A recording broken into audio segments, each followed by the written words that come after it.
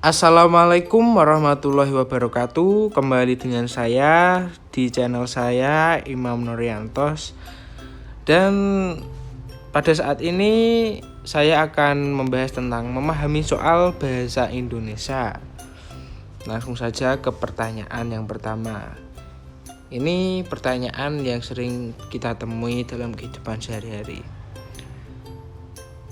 Jelaskan, berdasarkan penemuan siswa, faktor apa saja yang menyebabkan terjadinya kesalahan penulisan ejaan, dan sertakan contoh.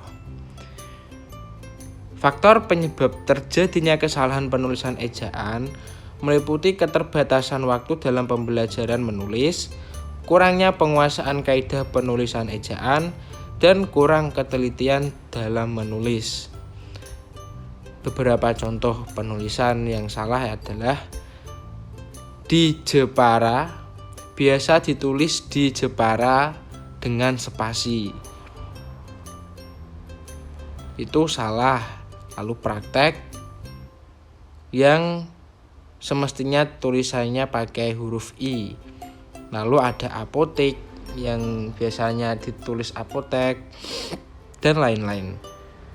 Penulisan ejaan yang benar dapat dipelajari dari buku Pedoman Umum Ejaan Bahasa Indonesia dan Kamus Besar Bahasa Indonesia yang kini telah hadir dalam aplikasi-aplikasi di HP canggih. Bagaimana langkah membedakan kutipan langsung dan tidak langsung dalam proses pengutipan?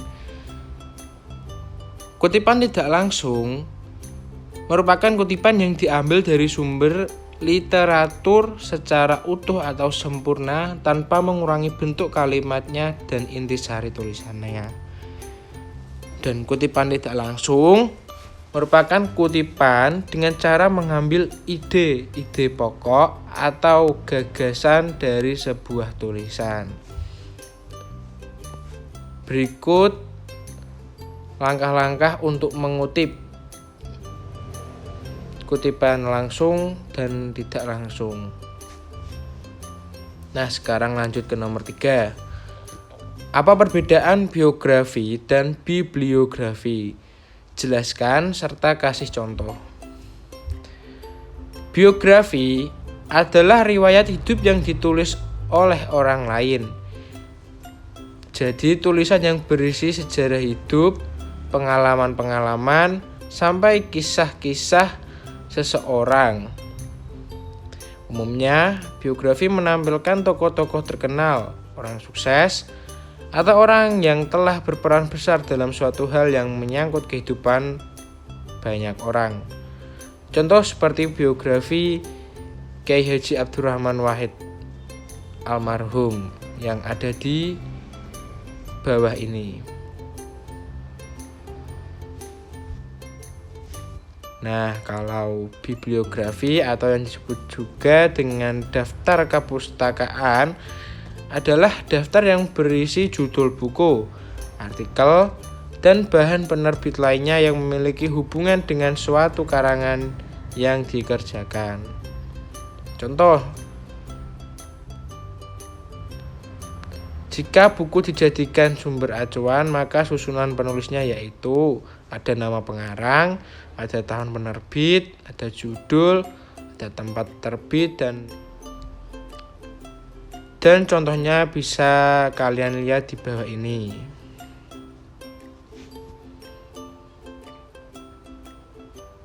Yang selanjutnya, apa perbedaan makna antara kata pukul dan jam? Jika dilihat dari penggunaan untuk menunjukkan pergantian waktu, serta berikan contohnya. Kata jam bermakna sebagai jangka waktu, sedangkan kata pukul berarti saat tertentu. Jadi perbandingannya saya jelaskan melalui contoh. Yang pertama, pertandingan bola itu akan dimulai pada pukul 11.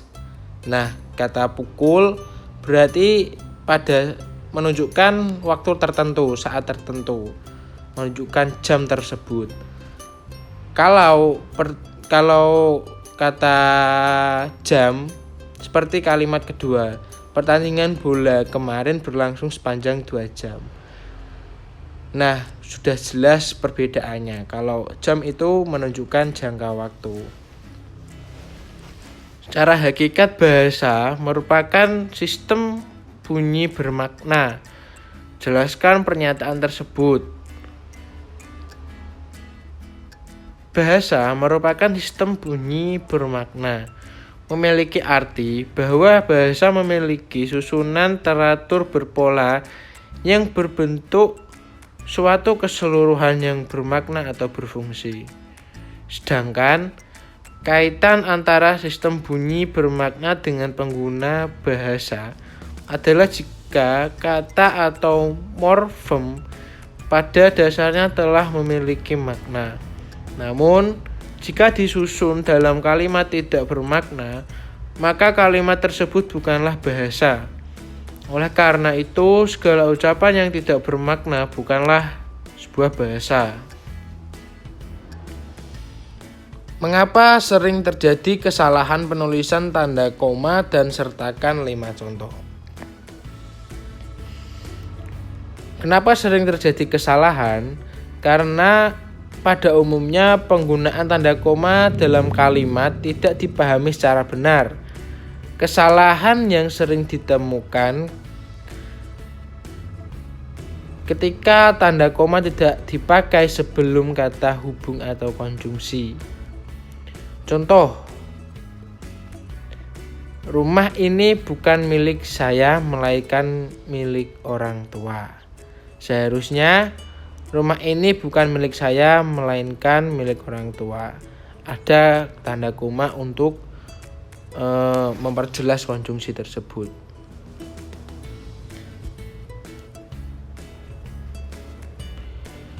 Terus tanda koma tidak dipakai untuk memisahkan anak kalimat yang mendahului induk kalimat. Contohnya, karena pandemi kami tidak merayakan tahun baru di luar kota.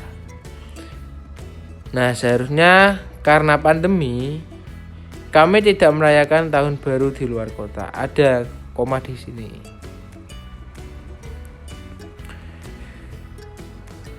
Lalu selanjutnya, tanda koma tidak dipakai di belakang kata yang menjadi penghubung antar kalimat.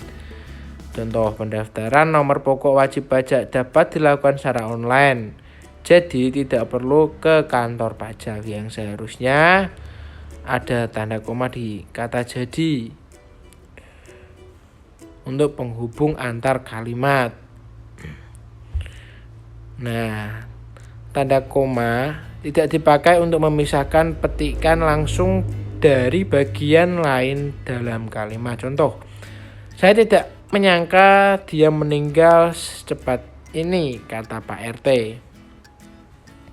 Yang seharusnya penulisannya seperti ini, ada tanda koma sebelum tanda petik. Tanda koma tidak dipakai sesudah dan sebelum keterangan tambahan atau keterangan aposisi. Contohnya, semua balita laki-laki maupun perempuan wajib mendapatkan vaksin. Nah, ini salah. Yang betul adalah semua balita laki-laki maupun perempuan wajib mendapatkan vaksin. Nah, ini.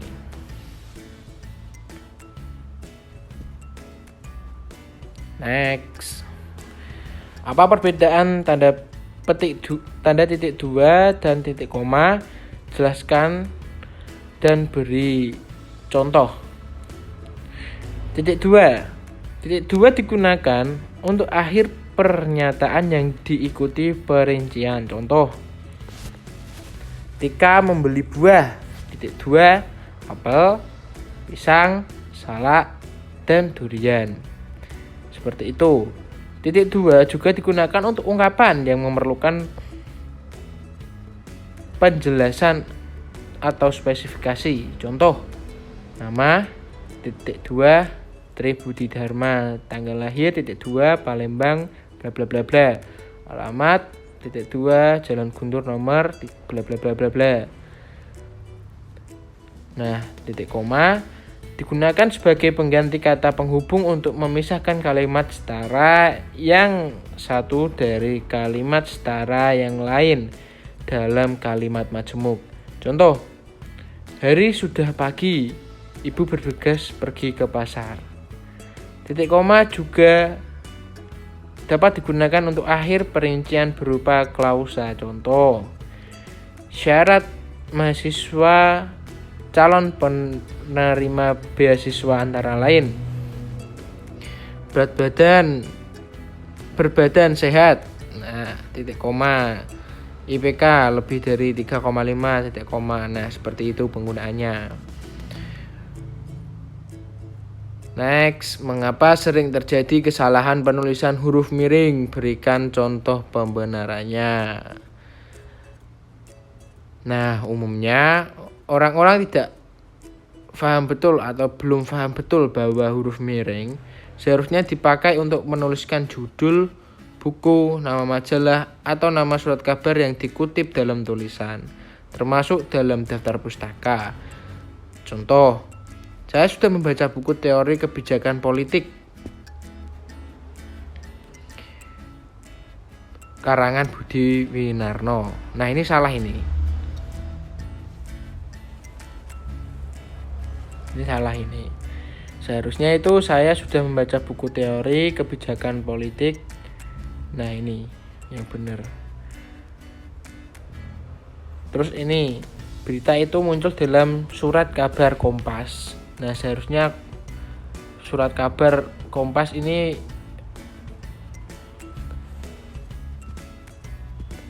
seharusnya ada huruf miring, berbentuk huruf miring. Nah, selanjutnya jelaskan bentuk kesalahan penulisan konsonan dan vokal pada karya tulis ilmiah serta pembenarannya. Pada dasarnya tidak semua orang dengan mudah dapat memahami penggunaan huruf vokal dan konsonan dalam penulisan karya ilmiah ini. Karena bisa saja kita justru mengubahnya ke dalam kata atau kalimat yang tidak baku. Misalnya, huruf vokal I diganti dengan huruf vokal E yang seperti nasihat menjadi nasehat. Nah, nasihat itu seperti mudah diucapkan, tapi itu tidak baku, teman-teman. Nah, konsonan J diganti dengan G seperti manajemen. Nah, untuk tren biasanya orang-orang menuliskan dengan kata manajemen. Nah, sekian dulu penjelasan dari saya. Terima kasih bila ada kesalahan atau kekurangan yang saya tampilkan dan ucapkan. Saya meminta maaf sebesar-besarnya. Semoga bermanfaat juga selalu. Assalamualaikum warahmatullahi wabarakatuh.